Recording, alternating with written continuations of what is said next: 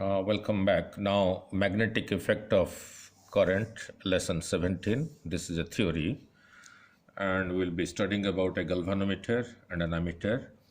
Uh, how to, and we'll be learning about what is a shunt resistance, how to convert a galvanometer to an ammeter and a voltmeter. Now, first of all, what is a shunt? The symbol for this is S, and this is a resistance. It's a low resistance, its value is less. It is a low resistance connected in parallel with the galvanometer or an ammeter. We'll study these two in detail, galvanometer and ammeter.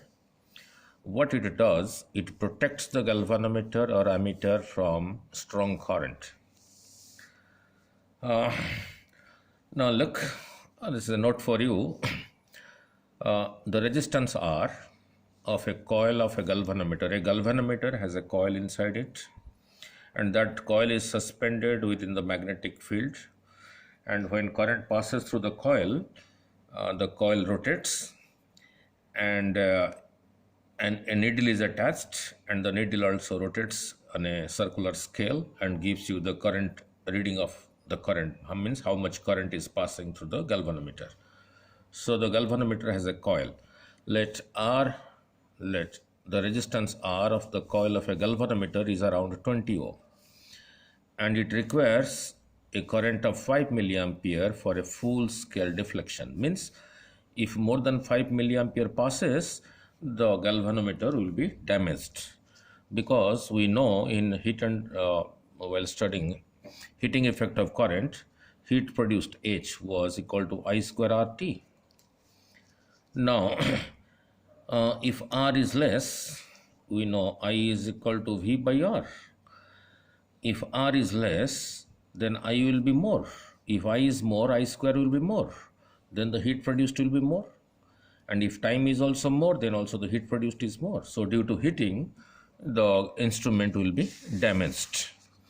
So look at, this is a source of voltage 50 volts. Suppose this is a resistance 25 ohm. Suppose initially this galvanometer is not connected here. Think it is not there. Just it is the wire connected like this. So what will be the current? So the current I will be V over R, 50 over 25. That is equal to 2 ampere. So 2 ampere starts from here, 2 ampere. Now, if the galvanometer is connected, this 2 ampere will also flow through this galvanometer. But look at its rating. It only requires 5 milliampere, and this 2 ampere is much more than 5 milliampere. So the coil of this galvanometer will be damaged. So to protect that, so the galvanometer is connected with a resistance in parallel called shunt resistance. S stands for the name of the shunt resistance and the value of the shunt resistance. So then what will happen, since its value of S is very less, most of the current will pass through this, and the galvanometer will be protected. So that is the basic purpose of a shunt resistance. Symbol is S, and its value is also very less, and it is always connected in parallel. Now look at, so a major portion of the current passes through the shunt resistance. Shunt, because its resistance is low, means when this 2 ampere passing, if you connect a shunt resistance, its value is very less. So at this point, majority of the current will pass through this, so the galvanometer will be protected. Now so that is what I have explained here. This is the I current passing through. At the point A, it gets distributed as IS and IG to this side. This is the shunt resistance. Its value is low. This IS arrives here, this IG arrives here, then IG plus IS, which was distributed here, becomes I and passes like this. Let I is equal to total current in the circuit. G stands for the resistance of the galvanometer and also the name of the galvanometer. S is equal to a resistance, the resistance of this resistance called shunt resistance. Therefore, this current I, which gets distributed as IS and IG, so I is equal to IG plus IS. So from this, IS will be, IG comes to this side, I minus IG, make it equation 1. Now look at point A and B. point A and B, Ig into G is equal to Is into S. Ig is the current through the galvanometer, Is is equal to the current through the shunt resistance. Then you might ask how this is equal to this. If you don't understand it this way, it is difficult. Let us understand it in a different way. Let the potential here is Va, potential at A. Here the potential is equal to Vb. Current is entering this resistance from this side, so make it positive, make it negative. This Is is entering from this side, leaving at this side. This Iz is entering this galvanometer, whose resistance is capital G from this side, so make this as positive, this as negative. The potential here is Va, the potential here is Vb. Now, if it is difficult to understand this way, let us apply a KVL. Now, going from the point A to point B along this path, potential here Va, going from plus to minus, there is a drop in potential. So minus current into this resistance, Is into S. Then we arrive at B, and the potential here is Vb, so is equal to Vb. So take Vb to this side and Is into S to this side. So Va minus Vb is current through the shunt resistance into the resistance of the shunt resistance. Now let us go this way. From A to B, potential here is equal to Va. Current is entering, Ig is entering through this. Ig means current through the galvanometer. Is means current through the shunt resistance S. Plus to minus. So minus Ig into G, we arrive at B, so is equal to Vb. Now take Vb to this side and Ig into G capital G to this side, so we are left with Va minus Vb is equal to Ig into G. The left side of this and the left side of this are equal, so the right sides are equal. That is, Ig into G is equal to Is into S. So that is same thing as what I have written here. Now put the value of Is, which is equal to I minus Ig. So I minus Ig into S. Now, so this becomes Is minus Ig into S. Now what I am doing is, I am trying to find out the current through the galvanometer, Ig. So bring this Ig to this side, take Ig common, so we are left with capital G plus S in the bracket, so is equal to Is. So this was multiplied, this goes to the right hand side, so current through the galvanometer is equal to I times the value of the shunt resistance divided by the value of the resistance of the galvanometer plus the value of the shunt resistance. S is the value of the resistance of the shunt, G is the resistance of the galvanometer, and S is the value of this shunt resistance, right? Now then from this equation 1, here I found out Is. If you find out Ig from this, Ig will be I minus Is. Now, in this equation between A and B, that is this relation, here I had put the value of Is. Now I will put the value of Ig. So, between A and B, the same thing I have written here, between A and B, Ig into capital G is equal to Is into S, which I explained you like this. So now let us put the value of Ig, I minus Is here. So I minus Is into capital G is equal to Is into S. So multiply this, I into G minus Is into G is equal to Is into S. So I am interested to find current through the shunt resistance. That is this current. Take this to this side. Take Is common. Current through the shunt resistance common. So we are left with G plus S in the bracket. So is equal to I into capital G. So this is multiplied, goes to the right hand side. So Is, current through the shunt resistance, becomes the total current into resistance of the galvanometer divided by resistance of the galvanometer plus resistance of the shunt resistance, right? And now Now, now then comes your conversion of a galvanometer to an ammeter. Conversion of an galvanometer to an ammeter. Very simple. Conversion of a galvanometer to an ammeter. Uh, Now, an ammeter is a low resistance galvanometer. If the resistance is low, then more current will pass through this. Then how the resistance will be low? Now, we know when two resistances are connected in parallel, the effective resistance becomes R1, R2 by R1 plus R2, and which I had told you to remember it as AB by A plus B.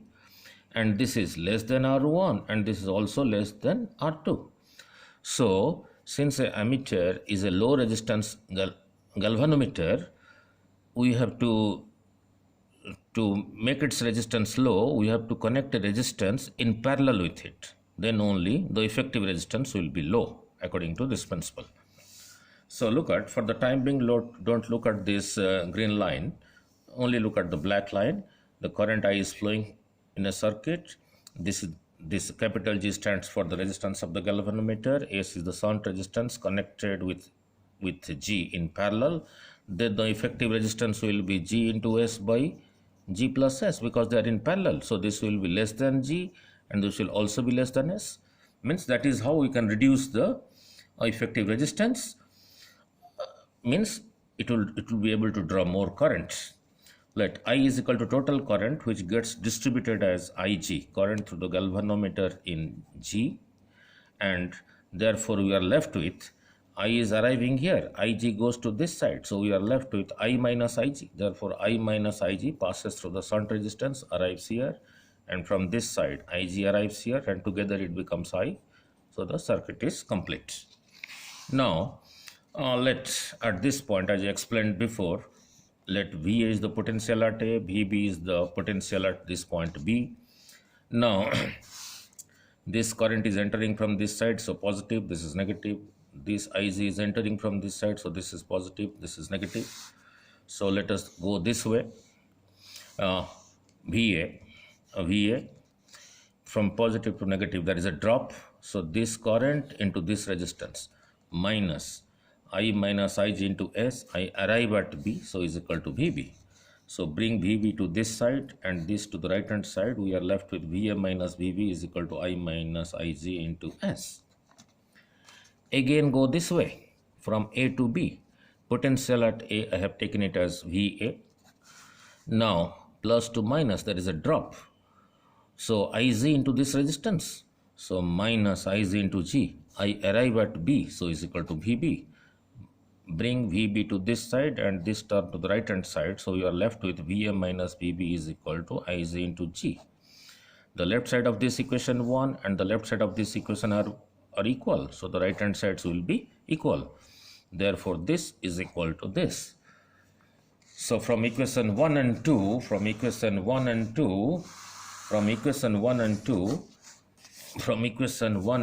we get I minus Ig into S is equal to Ig into G. So what I am interested the value of the shunt resistance that I should connect across the galvanometer in parallel, so that the effective resistance decreases and the whole thing, now look at this green thing, now this whole thing is an ammeter, because the effective resistance has decreased by connecting this in parallel, so it will draw more current from the main circuit.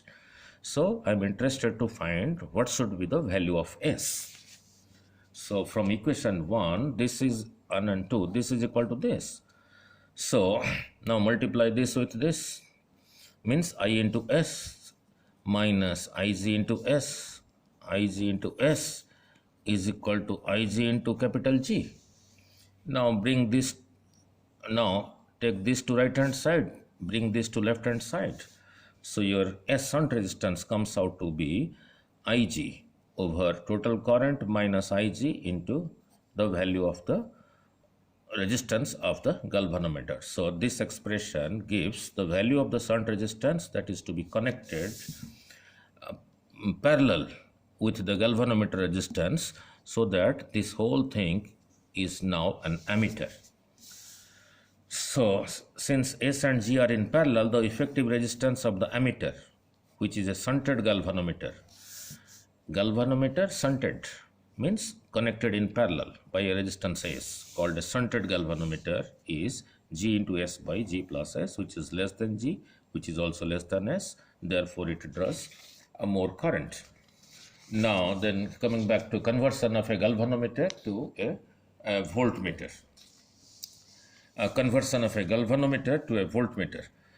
Now, a voltmeter is a high resistance galvanometer. If the resistance is high, it will draw less current, right? Now, how the resistance will be high? We know when resistances are connected in series, let's say this is R1, this R2, then the effective resistance is equal to R1 plus R2. And this is greater than R1, and this is also greater than R2. So, to increase the resistance, we have to connect one resistance in series. A voltmeter is a high resistance galvanometer. It is used in a circuit to measure the potential difference between any 2 points. Initially, don't look at this green line. Just look at this black line. A is a point, B is a point. Here is a galvanometer. The current flowing through is equal to Ig. This is the resistance, an external resistance that I have connected in series with the galvanometer. So the effective resistance becomes G plus R. G plus R. And G plus R is greater than G and is also greater than R. So the resistance increases. So it will draw less current. So R is connected in series with the resistance of the galvanometer. G stands for the name of the instrument, capital G, and also its resistance. Ig, the current flowing through this. So now R effective is equal to G plus R. Now, let the potential difference between this point and this point is equal to V. So potential difference between this and this, the potential difference is of V. So that V will be equal to I times the effective resistance between these 2 points. The effective resistance between these 2 points is equal to G plus R. So your I is equal to the potential difference between these 2 points, that is V, divided by G plus R. What I am interested is what value of R I should connect to convert this to a voltmeter of range V. So I cross multiply this. So I am left with, so Ig into capital G plus Ig into R is equal to V. So Ig into capital R is kept on the left hand side, this is taken to the right hand side, it becomes V minus Ig into capital G. So Ig was multiplied here, so it will come to this side, it will be divided. So it gets divided with this and will also get divided with this. When you get divided with this, Ig cancels. So R is equal to V over Ig, current through the galvanometer, minus capital G, resistance of the galvanometer. So this is the value of the resistance that is to be connected in series with a galvanometer, so that its resistance becomes high. Now it is called a voltmeter. Now this green portion, after connecting this resistance, now this green portion is a voltmeter. Means one end of this and the other end of this will be connected in a circuit. Suppose there is some circuit, like this. You are interested to find the potential difference between this point and this point. Then what you have to do is, this point is connected here and this point is connected here to find the potential difference across the circuit. So that is how the conversion of a galvanometer to a voltmeter.